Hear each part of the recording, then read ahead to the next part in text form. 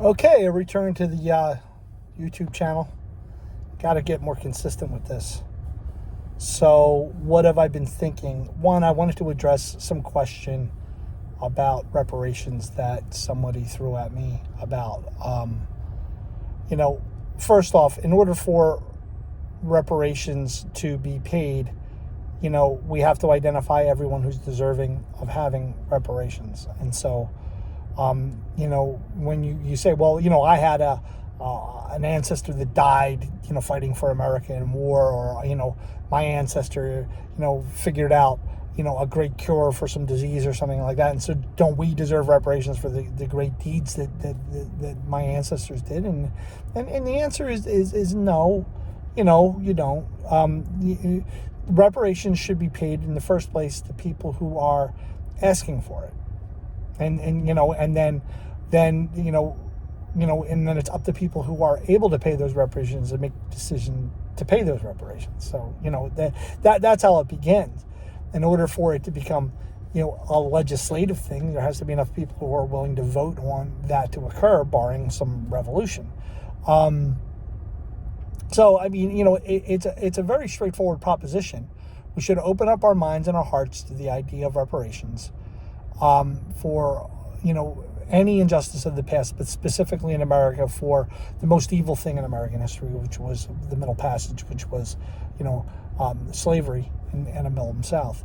And, we can identify the descendants of that, evil system and offer, some kind of financial benefit to all of those still affected by the generations after, or were affected by that evil. I think that, it really gives, if you think about statistics and information technology and you think about history and historians, it's an obvious merger between the two. There's been many history books written on many things that have happened in the past. So let's give everyone a project. You know what I'm saying? All the historians who are experts of what happened in certain times in certain places in human history, could say, well, exactly how has that impacted people who are currently living today? And in what way can, amends be made for that? If a memorial is built, if at least the book is written, but ultimately maybe even financial payments. So in the first place, the financial payments at least should just simply come from, those individuals who want to leave it in their wills. Start there. Whether it ever becomes legislative, that's not up for me to decide. That's up for the current legislator and all future legislators to decide of the 51 some legislators that are relevant to this process, all the state legislators in the federal government. I guess there's some city legislators, so I don't know how many there are. Okay.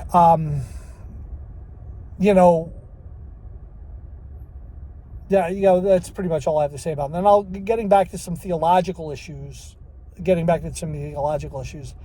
becoming increasingly more convinced that the only thing that we can ever really have inside our minds is a model for how the world works, a model for how God is, a model for what might be true about everything. And then, the more we're able to try to look at things with the idea of having evidence for it, the better. So everything's a model. Everything that we think is a model for what's actually true. So I like that idea. I mean, I'm getting it a little bit from reading the book, 1,000 Brains, A New Theory of Intelligence from 2021. 2021. Not that I'm really reading, I'm listening to a book on tape, and I can't get through some chapter. There's a certain chapter I get to, I never can get through it. But it's still the idea that we, in a way, he's kind of trying to say our neocortex, we learn everything the same way. And it's so interesting to think that we learn where something is in space is almost identical to learning about the idea of democracy, is learning about the idea of justice. And so, whatever religion you might identify with, the fact remains is that every different individual human being has their own understanding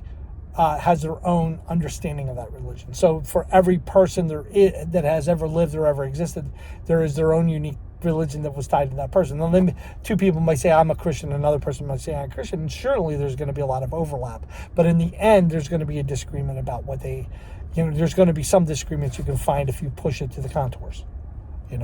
The Bible doesn't talk about abortion. You can have a full-blown Christian who thinks that women should be allowed to have it, and another Christian who thinks women should not be allowed to have it. So there's a lot of things like that. As I was thinking about what other models that we get from Christianity that could be useful for understanding the world, and a classic one might be the 7 deadly sins. What are the 7 deadly sins? I think in the one group of 3 that I kind of tie together are sloth, gluttony, and lust. Another group of 3 that I kind of link together are greed, envy, wrath, and then then there's this one that kind of permeates all of them, pride.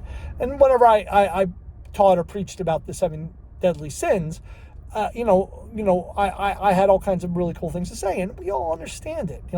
What's gluttony? You eat so much, you're sluggish, you can't do anything right, you get fatter, you're unable to do a lot of good things. Of course, your body can get into a homeostasis where you're typically a little overweight or typically a little this or that, and you just kind of live within the contours of having that level of gluttony, as it were.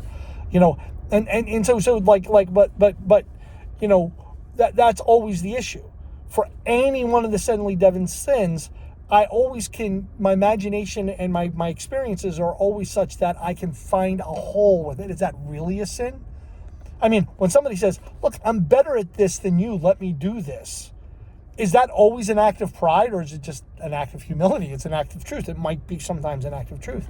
So it's not, some things that might be prideful maybe aren't. Some things that are gluttonous maybe aren't. I mean, maybe you're worried that there isn't going to be food the next day and you need to overeat today so that it's easier to get through. Sloth isn't always laziness. Sometimes it's rest that's needed, Lust is sometimes genuine appreciation for the beauty of someone else. There's a line that being crossed in my mind, and clearly, lust has always been one way I would always think about it is that if you have lust going on, I always thought the opposite sex can kind of detect it a little bit. It's sort of like you're kind of icky if you lust after, but it's sort of like, you can appreciate the beauty of someone else and you work hard otherwise and not act on that appreciation of the beauty in any direct way. Now you become attractive to that person because they see, look at how much stuff that person's able to do. They can fix things, cook things, build things, make things, do things, and so, because I think that's where lust as a sin is that it inhibits your mind from doing things that are useful. And that goes for across with envy. I'm constantly thinking about wrath, constantly thinking about revenge, or constantly thinking about wanting what others have and you don't have, and you're upset with that. But seeing that somebody has something nice and be like, wow, and look at, they work hard and they're able to have that. Now, if I work hard, maybe I can have things like that. That isn't necessarily envy, right? So all the 7 deadly sins, are obvious sins until you look for contours. Then sometimes they're not. Sometimes they're good things. So again, the 7 deadly sins, very useful model for understanding human behavior. Very useful model. It's awesome. Definitely learn and think about the 7 deadly sins. But we all know, like all models, it isn't going to perfectly encompass all of reality. I mean, how many people have ever existed? 108 billion. How many years has everyone lived on average? I don't know, 30, 40, 50 years, whatever. If everyone has 1 second of time as 1 moment of time that they've existed, and in every moment of time you could have acted in a state of, of humility or a state of pride, or you could have acted in a state of gluttony or a state of temperance. You could have, whatever. So there's a finite number. We could come to some mathematical value of how many states a human being's been in, and all human beings that have ever existed. Throughout the course of this life, this person, every 1 second, 1 interval, 1 second is all the seconds that person had to live. They spent 13% of their time in a state of lust, or 12% of the time in a state of gluttony. Whatever it is, that would be the actual reality. That would be the actual truth. And in every one of those cases, was it really gluttony, or was it, trying to get the proper diet that you need? So the truth is so complex and so hard to look at that you need models to try to understand it. The Seven Deadly Sins is a good model for trying to understand it, but ultimately it does have its contours that fail. We could go to another example, like thinking about the idea of giving over your life to Jesus because you want to embrace Jesus as your personal Lord and Savior. I totally encourage anyone to do that. I think it's a great idea. I think putting your full heart into Jesus and being a Christian is a good approximation for putting your full heart into God. Because Jesus maybe is God or whatever the truth is. Everyone is always going to have their own image, and it's going to change as time goes by, of exactly what Jesus is and what he would have done in given situations.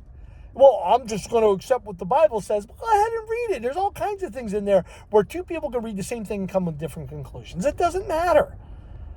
But we all know, in the end, there's good and there's evil, right? There's good and bad. There's things that are good and things that are bad, and there's murky things in between. And some things that are good maybe aren't so good, and some things that are bad maybe aren't so bad. And we all understand there's also confusion there, but there's some things that are clearly good and some things that are clearly bad.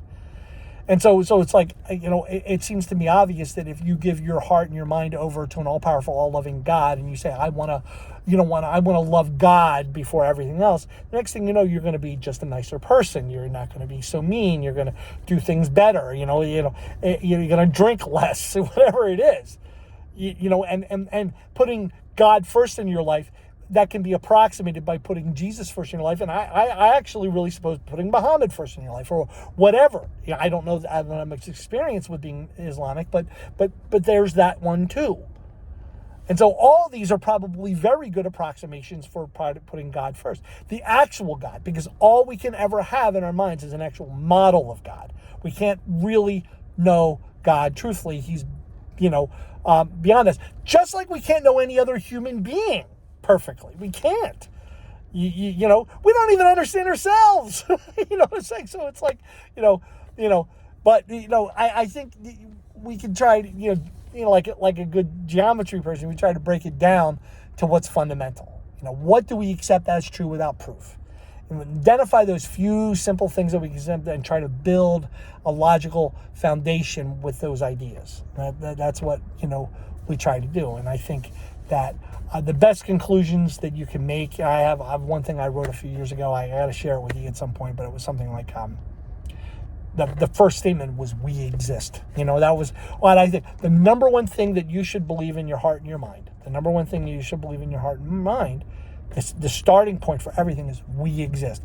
Descartes, I would argue to you, he said, I think, therefore I am. That's pretty much the same thing. Except I just have a little fear that if you start with the idea that I know at least I exist, I'm not sure about others, maybe they exist, maybe they're fragments of my imagination or something. I just think that that's too contrived. And I think it's better for us to recognize that we exist. I almost think that it's true that you probably recognized the existence of your mother before you even were self-aware of yourself. You know what I'm saying? For most of us. So I think it's better for us to accept the existence of other people. That's the first thing. Other people exist. Okay. Now we go from there, and there's like that book on ethics that Spinoza wrote. Nietzsche dismisses it pretty easily, but whatever.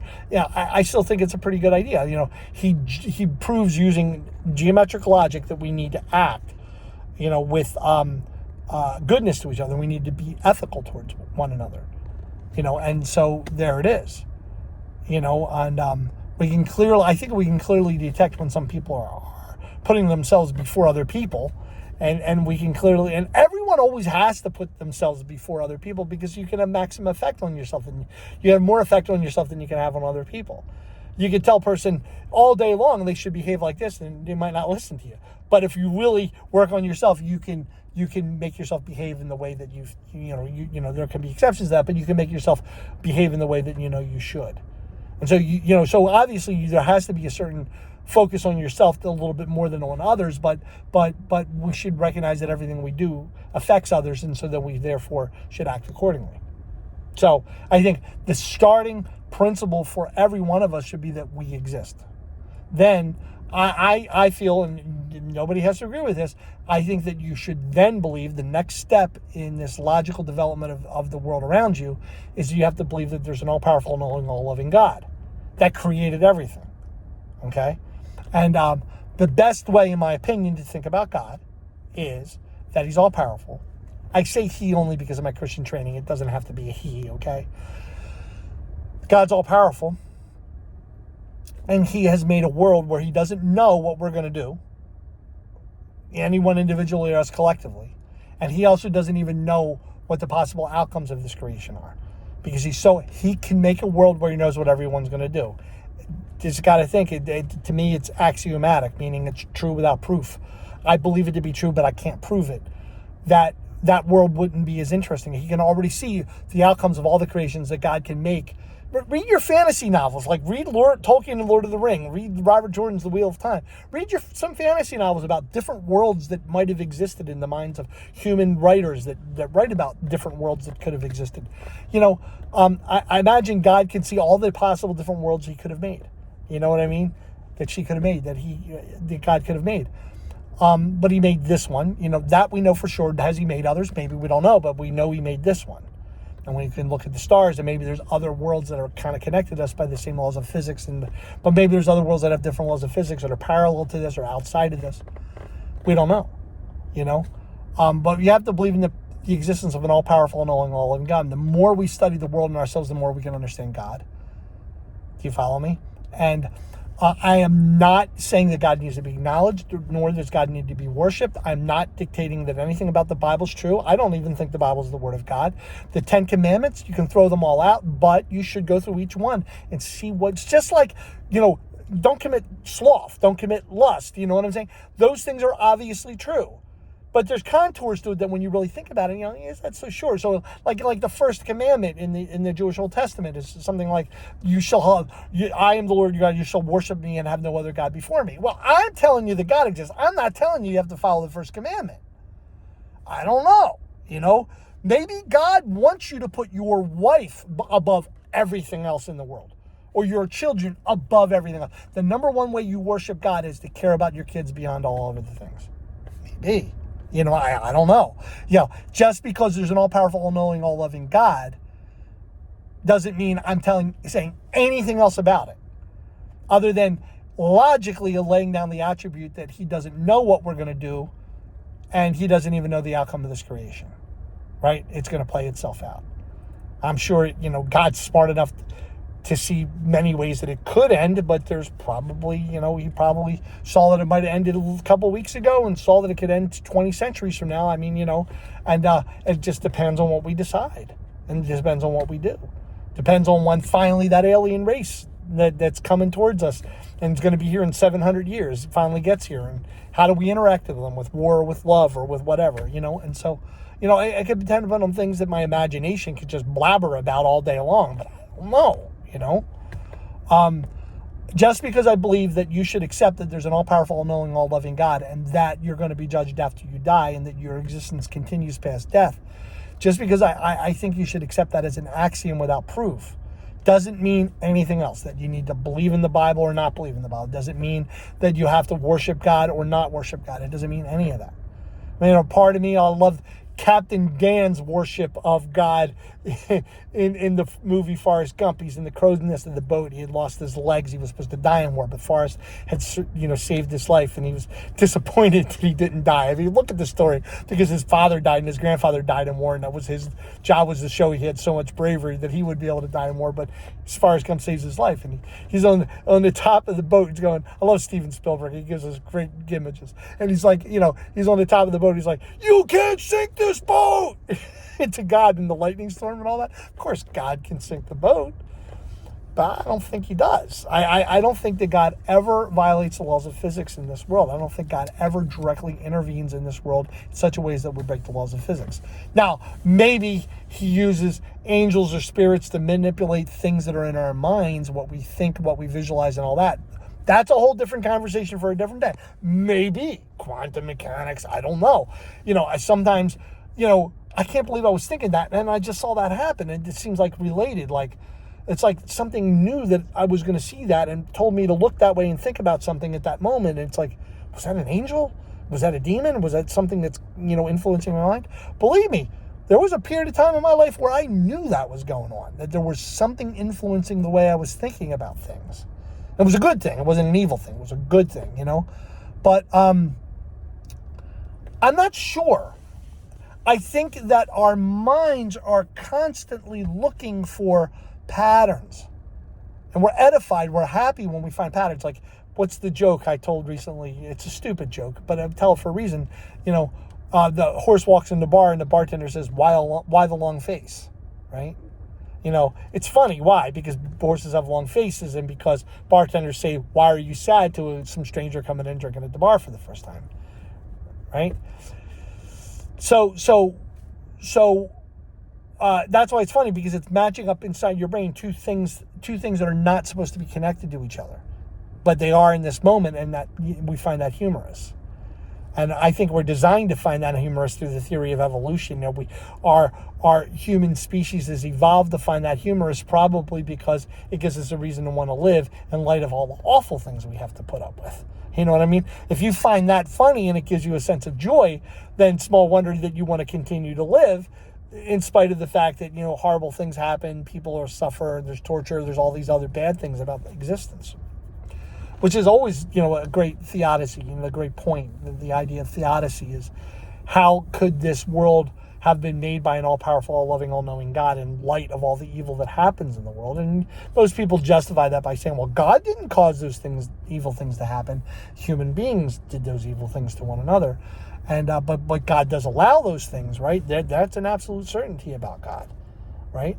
Or God doesn't exist.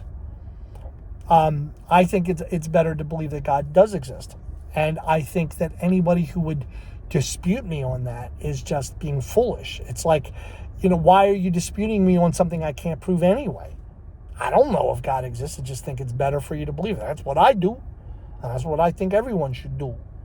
Well, why do you think everyone should do it? I just think it's better for you to believe that there's a purpose to your life that's beyond, or the life is not purposelessness. It's not Camus, the absurdity. It's not there is no reason for it. No, there's a reason for this stuff.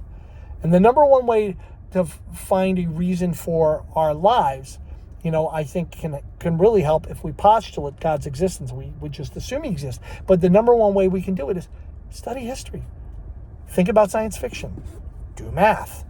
Learn about how our bodies work. Learn about the world. Learn about other cultures and other ways of doing things. Take a holistic understanding of everything that's happening. Because and one way you would care to do that is because you believe in a God, and he's looking at everything, she's looking at everything, right? And so you want to, as much as you can, use your imagination and your thought process to try to look at everything, to try to understand everything as much as you possibly can. It gives life a certain vibrance. Maybe there's a new song on the radio I can find today, a new song on Apple Music I can find today that I've never heard before that I'm really going to like. I listened to one recently. Maybe, this, maybe that. I mean, it's just like, that like a better approach to God. So the question is, should you go to Mass? Should you go to synagogue? Should you go to the mosque? I mean, yeah, sure you should. Absolutely. If anyone tells me, do you believe in Jesus? I'm like, yeah, I believe in Jesus. I mean, I have my own understandings, and if they press me, I'll be like, I want the Jesus story to be true, but I know it's false. It's like, if you press me, you know what I'm saying? Before I want the Jesus story to be true. Some guy defeated death and all this stuff. It's great. It's beautiful. Sure. You know what I mean? Anyway. Yeah, I think in the end, that's the number one thing that differentiates me from other atheists. I'm not an atheist. I honestly think I'm an agnostic that has made a decision to act as if God exists. Okay? A lot of internet stuff like Jordan Peterson and Matt Dillahunty and some other people have helped me, whether they knew it or not, helped me get to this position. And reading books myself, and Dostoevsky and the Catholic Catechism and the Bible. I've been reading it since I was young. Carl Sagan, The Dragons of Eden, I read it when I was younger. Really impacted upon my thinking. And then my own thinking, And again, I've landed in this position that makes me different from everyone else that I can tell, is that I love I love all religions. I mean, I can see what's good in all of them, from Catholicism to Islam, from Mormonism to Christian Science, from all of them. I mean, I have a little bit of prejudice here against Satanism and Scientology, because all evidence seems to indicate to me those are bad religions, but it's probably true that religions can be rated. Like, maybe this religion's a little bit better than this one for people. It may be, but that's not my job to figure that out. I'm just a math guy. I mean, there's people who study religious studies, can make those arguments. It's clearly better to believe in this one versus that one. I mean, Calvinism. I clearly think Calvinism is wrong. That God, the iron block vision of the world, God already knows what you're going to do from the moment that you from the very beginning. No, I don't believe in Calvinism. There's another thing, and if there was a page in the Bible I could rip out and burn it, there's plenty of things in the Bible I would never rip out. I think they're great. You know what I mean? They're just, wow, that's really interesting. But there's one psalm in the Bible I always hated, and it's the psalm that goes like this, where the Lord God says, "My ways are not your ways, and my understandings are not your understandings." And it's like, I'd rip that page out and burn it. You know what I mean? Because I think human beings collectively, 5, 10, 20 human beings, all of us, or whatever it is, who sit there and try to crack beautiful mathematical puzzles and artistic ideas and all those things, we can come to really, really, really, really deep understandings about things. Sure, God's understandings are even deeper, but we can come to some parameters of understanding about, if there is an all-powerful, all-loving, all-knowing God, then what must be true about that God? I think we can come to very deep understandings about the Creator. I think we can. And again, it doesn't mean you have to go worship him or give money to some cult leader or to any organized church, from the Catholic Church to a Jewish church. I don't know. But should you give money to a Catholic parish? Probably, because if you go in there and you're using their services and you like the process of confession and smelling the incense and saying the prayers and going to Mass, and you like being part of the community and talking to other people at the church, then you absolutely should. And if anyone tries to pin you down and be like, well, you don't even really believe Jesus was resurrected, you're like, of course they don't. I got good reason. The laws of physics, that stuff just isn't. But you're supposed to believe in it. It feels like you're supposed to do a lot of things. You know what I mean? Don't tell me. How about I tell you what it means to be a Catholic, or you what it means to be Christian, or you what it means to be Jewish? If I was born and raised Jewish, who are you to tell me what it means to be Jewish? Who are you to tell me what it means to be Catholic? I spent a long time insisting that the resurrection of Jesus might be true. Every step along the way, I just doubted it, but I was doing it because it was being loyal. I was trying to be loyal to the church because I loved the things the church had done for me. You know what I'm saying? Then I still continue to appreciate and be gracious and be, there's a word I'm looking for, be gracious, but be grateful for the things that the church has done for me. Do you follow me? But the number one thing, if anything I ever learned about Jesus, any understanding I've ever had about Jesus, would be that you must follow the truth wherever it leads. And the people 500 years ago didn't have the laws of physics worked out like we do now. People do not walk on water. And you can say, well, if he was God, he could walk on water. Yeah, that's logically true. Sure. That's logically true. But people never walk on water. Why was he any different? Because he said he was? Because this book reports. Many books written at the same time that the New Testament was written have all kinds of fantastic stuff in it. Read Homer, read, all the other old Greek books that have all these dramatic miracles in it. None of them are true. They violate the laws of physics, therefore none of them are true. But that doesn't mean that, I therefore think everyone should just stop going to Catholic Mass or Greek Orthodox services, or everyone should stop going to Methodist Church, or everyone should stop going. That doesn't mean that at all. I mean, God bless Islam and God bless the Methodists, but you're not going to get me to go along with the idea of being an iconoclast. I want people to be able to do any art they want. They'll make any statue you want, any image from the past that you want. Go at it. You know what I'm saying? I know Islam won't let you draw an image of Muhammad. I know the Methodists don't like all kinds of graven images because of the second commandment. Well, guess what? I get that somebody can put something above God in their hearts and their minds, and it'd be bad for them to do that. I get it. So you write the second commandment.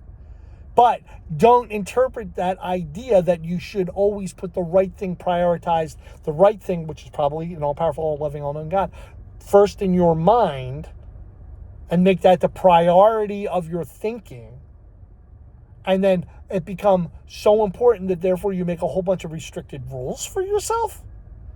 I mean, any art you want to do, you should be just allowed to do it, I guess anybody you want to marry, you should just be allowed to marry, and on and on and on.